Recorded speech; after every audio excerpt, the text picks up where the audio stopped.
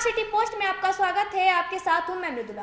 अपने समर्थकों के साथ पप्पू यादव ने कुणाल सिंह पर हमला कर दिया है। जी हां, आपको बता दें कि यूपी के प्रयागराज में पप्पू यादव ने अपने समर्थकों के साथ कुणाल सिंह पर जानलेवा हमला कर दिया। कुणाल सिंह अपने ड्राइवर के साथ प्रयागराज के संगम किनारे से गुजर रहे थे। इसी वक्त उन पर हमला हुआ, जहां उनके विरोधी पप्पू यादव ने उन्हें घेर लिया और लाठी डंडों से उनके ड्राइवर की जमकर धुनाई कर दी। उसके बाद कुणाल सिंह पर पप्पू यादव ने हमला किया। चौंक गए ना? हम बताते हैं कि आखिर ऐसा हुआ क्यों। पूरा माजरा प्रदीप शर्मा की फिल्म आशिकी की शूटिंग का है, जहां फिल्म के बतौर विलेन नजर आने वाले पप्पू यादव और भोजपुरी सिनेमा के लेजेंड कुणाल सिंह के बीच इस सीक्वेंस को फिल्माया गया है। फिल्म की कहानी के अनुसार प्रयागराज के संगम किनारे फिल्म के इस दृश्य को शूट किया गया। इस मौके पे कुणाल सिंह ने कहा कि लंबे वक्त बाद एक बेहतरीन फिल्म में काम करके मेरा कलाकार मन आनंदित है।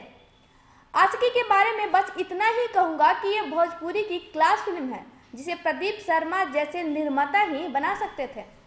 वहीं कुणाल सिंह ने फिल्म के विलेन पप्पू यादव की जमकर तारीफ भी की। कहा कि पप्पू में खूब पोटेंशियल है, युवा और सीखने का जुनून है, जो एक नए अभिनेता के लिए सराहनीय है। वहीं पप्पू यादव ने कहा कि मैंने अपने कैरियर की शुरुआत दिग्गज कलाकारों के साथ की है, उसमें एक नाम आज कुणाल सिंह का भी जुड़ गया है। वहीं उन्होंने कहा कि कुणाल हम जैसे कलाकारों के लिए प्रेरणा है। यह मेरे लिए बेहद खुशी की बात है कि आशिकी में खेसारी लाल यादव, अम्रपाली दुबे के साथ कुणाल सिंह के साथ भी स्क्रीन शेयर करने का अवसर मिल रहा है। देखिए, मेरा ऐसा मानना है कि जब समाज बदलता है तो सिनेमा भी बदल जाता है, और उस बदलाव के दौर से हम गुजर रहे हैं। लेकिन देखिए, ये बदलाव कैसा होना चाहिए। मुझे याद है, हम छोटे थे, हमारे घर में बहनों की शादियां होती थी तो आंगन में मड़वा लगता था, और पूरे हमारे दोस्त यार सब परेशान रहते थे कि बांस कहाँ से काट के लाया जाए।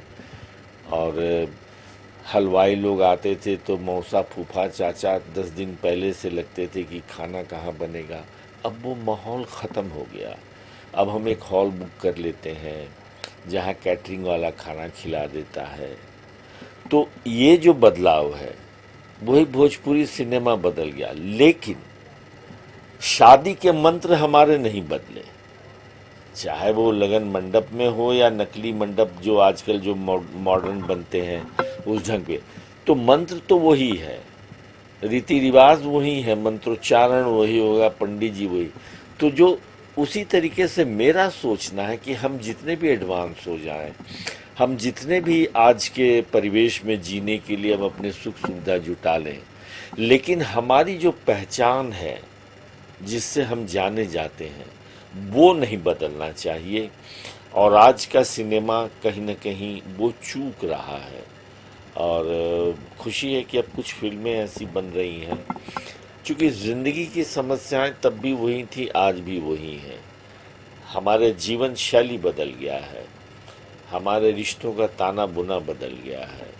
तो मगर उन्हीं चीज़ को आज के परिवेश में प्रस्तुत करें तो वही मेरी पहचान होगी, और हमें अपनी पहचान नहीं खोनी चाहिए। तो वो सिनेमा जब तक वैसा बनेगा, हमारा भोजपुरी सिनेमा काफ़ी सफल होगा।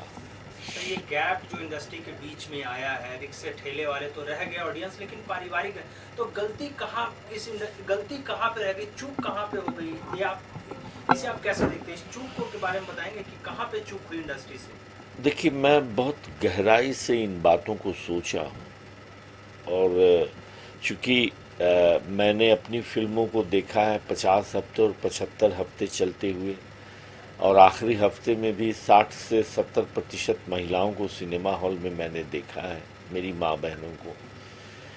1990 के बाद कुछ राजनीतिक परिस्थितियां उत्तर प्रदेश, बिहार, झारखंड, हिंदी जहां भोजपुरी भाषा बोली जाती है, वहां ऐसी हो गई कि घर की महिलाएं घर से निकलना बंद कर दी। पुरुष काम से 6 बजे शाम तक लौट आना चाहते थे कि ऐसा नहीं उनकी ज़िंदगी में कोई हादसा हो जाए। तो वो दर्शक वर्ग हमारा भोजपुरी सिनेमा से कट गया। अब वैसे ही लोग जो आप जिनको ठेला वाला, रिक्शा वाला, हालांकि वो भी हमारे समाज के अंग हैं, लेकिन वैसे दर्शक ज़्यादा तैयार हो गए भोजपुरी फिल्म को देखने के लिए। और सोने पे सुहागा इस दौर को ख़राब करने के लिए उसी समय शुरू हुआ ये प्राइवेट म्यूज़िक एल्बम बनना, जिस पर सरकार का कोई रोक नहीं है, सेंसर नहीं है।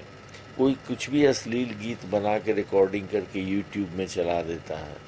अब कभी कभी बिहार उत्तर प्रदेश में मैं जाता हूँ, गाड़ी से गुजर रहा हूँ, बगल से वहाँ जीप में कई पैसेंजर्स बैठे रहते हैं और लाउड स्पीकर में गाना बजता रहता है, तो उस जीप में अश्लील गीत बजते रहते हैं और हमारे आपके घर की महिलाएं उसमें बैठी रहती हैं। शर्म से मेरा सर झुक जाता है।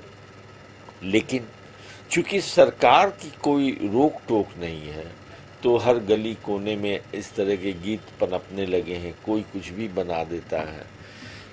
तो उसने कुछ ज़्यादा ही छवि भोजपुरी सिनेमा की ख़राब की, और वैसे गीतों को ज़्यादातर युवा वर्ग हमारे पसंद करने लगे। तो जो निर्माता थे उनको लगने लगा कि शायद व्यवसाय के लिए यही आवश्यक है, और वैसी चीज़ें फिल्मों में समावेश हो गई, जिससे हम आज बदनामी ढो रहे हैं। अगर आपको ये खबर पसंद आई तो लाइक करें, सब्सक्राइब करें और शेयर करना ना भूलें। धन्यवाद।